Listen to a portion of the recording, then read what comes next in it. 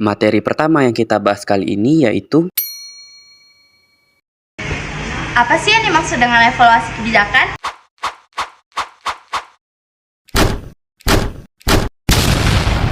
Evaluasi kebijakan merupakan suatu persoalan fakta yang berupa pengukuran serta penilaian baik terhadap tahap implementasi kebijakannya. Nah, gimana? Sudah paham? Secara singkatnya, evaluasi kebijakan ekonomi itu adalah proses pengumpulan dan analisis informasi untuk menilai kinerja suatu kebijakan ekonomi yang telah diimplementasikan. Selanjutnya, dari Olga. Yuk kita simak. Apa sih langkah-langkah evaluasi kebijakan ekonomi? Yang pertama yaitu identifikasi tujuan. Mengidentifikasi tujuan atau objektif pada suatu program kebijakan ekonomi.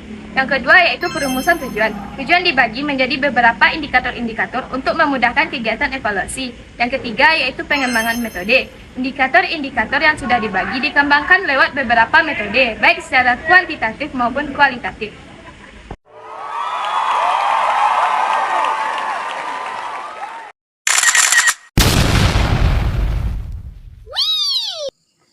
Jadi, kesimpulan dari langkah-langkah evaluasi kebijakan ekonomi yaitu yang pertama identifikasi, perumusan, dan pengembangan metode. Nah, sudah jelas kan? Sekarang kita beralih ke materi selanjutnya yang akan dijelaskan oleh Siti. Mengapa evaluasi kebijakan ekonomi itu penting? Karena evaluasi kebijakan ekonomi memiliki peranan penting dalam menanggulangi berbagai masalah manajemen.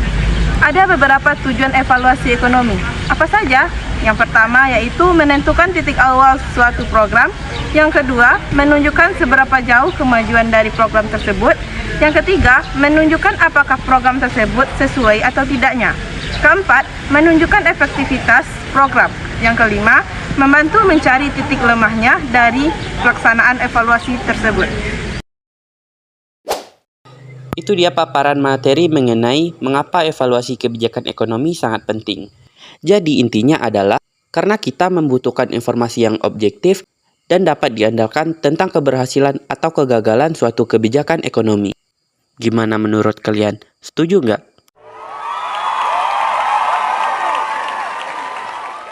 Oke, kita bakal beralih ke materi selanjutnya. Model-model dalam evaluasi kebijakan ekonomi terbagi menjadi 5. Yang pertama, evaluasi berbasis tujuan. Merupakan proses menentukan sampai seberapa tinggi tujuan pendidikan yang sesungguhnya dapat dicapai. Yang kedua, merupakan evaluasi bebas tujuan. Merupakan evaluasi mengenai pengaruh yang sesungguhnya yang ingin dicapai oleh program.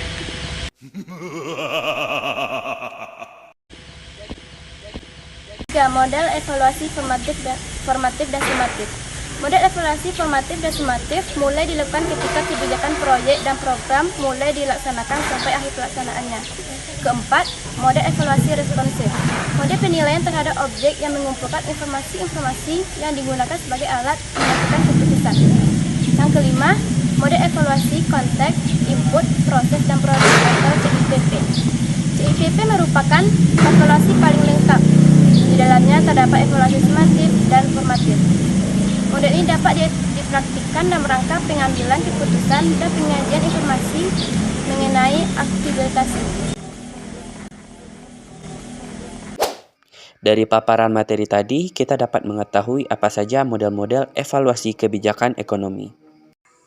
Tentunya, dalam evaluasi kebijakan ekonomi ini tidak selalu berjalan mulus. Banyak lika-liku, kendala dan rintangan yang dihadapi oleh para perusahaan. Apa aja itu? Mari kita simak penjelasan Fitri. Kendala yang biasa dihadapi oleh seorang pengusaha yang pertama yaitu waktu. Seorang pengusaha harus menerapkan manajemen waktu dengan baik, membuat jadwal harian supaya rencana pada hari itu berjalan dengan baik. Kurangnya percaya diri. Dalam bisnis itu harus memiliki kepercayaan diri yang tinggi supaya dikenali oleh pengusaha lain. Yang ketiga, tidak adanya dukungan keluarga. Dukungan keluarga merupakan opsi yang paling penting yang harus dijalani dalam bisnis. Karena adanya dorongan keluarga, kita dapat menjalani bisnis dengan semangat. Yang keempat, pindah bidang bisnis. Jika mendapati bisnis tidak berkembang, maka kita harus fokus terhadap bisnis yang telah kita jalani. Ternyata banyak juga yang perlu kita waspadai dan kita ketahui sebelum kita melakukan evaluasi kebijakan ekonomi. Tetapi terlepas dari itu semua, sesungguhnya di setiap kesulitan pasti ada kemudahan. Bukan begitu, teman-teman?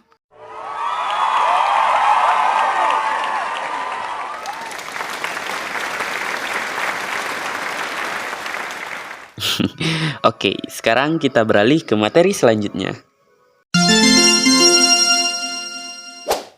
Faktor-faktor evaluasi kebijakan ekonomi.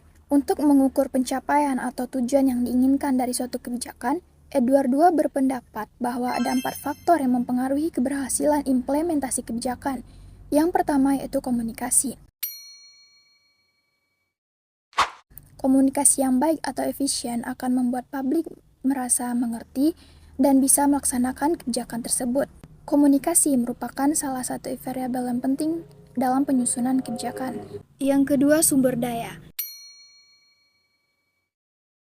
Dalam implementasi kebijakan, perlu adanya dukungan sumber daya, baik sumber daya manusia maupun sumber daya materi ataupun sumber daya metoda.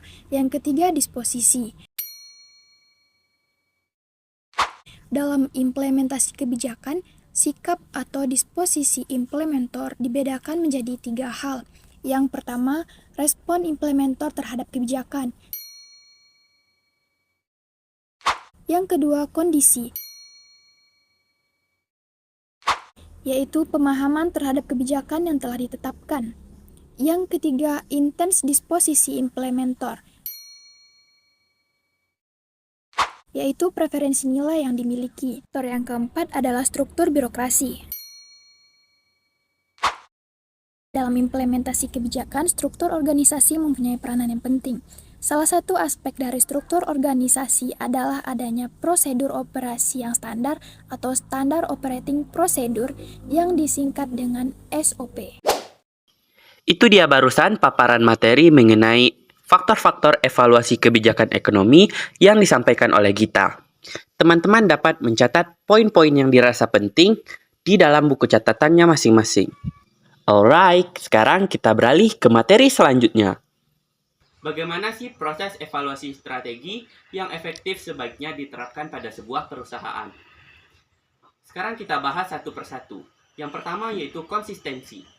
Konsistensi ini meliputi pengadaan, pemasaran, penjualan, operasi layanan sesuai dengan alokasi sumber daya. Yang kedua yaitu memperbaiki tolak ukur kinerja. Indikator kinerja yang paling baik yaitu mengidentifikasi dan mengungkapkan kebutuhan khusus, kemudian dapat ditentukan untuk digunakan dalam evaluasi. Yang ketiga yaitu pengukuran kinerja. Pengukuran harus dilakukan pada waktu yang tepat, jika tidak, penilaian tidak akan mencapai tujuannya. Yang keempat yaitu analisis varians. Saat mengukur kinerja aktual dan membandingkannya dengan kinerja standar, mungkin terdapat perbedaan yang perlu dianalisis. Strategi harus menentukan tingkat toleransi antara kinerja dan standar yang dapat diterima. Yang kelima yaitu mengambil tindakan korektif.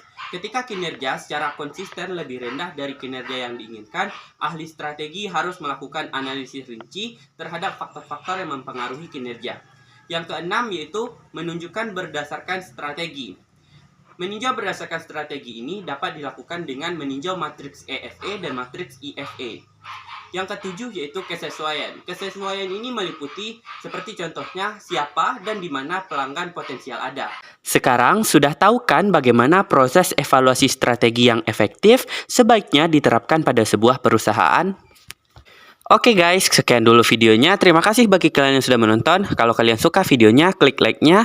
Jangan lupa komen di bawah. Dan juga jangan lupa nyalain lonceng notifikasinya supaya kalian tahu kalau aku upload video baru. And as always, klik tombol subscribe supaya kalian sama-sama tahu informasi menarik dari channel aku. Sampai jumpa di video selanjutnya ya.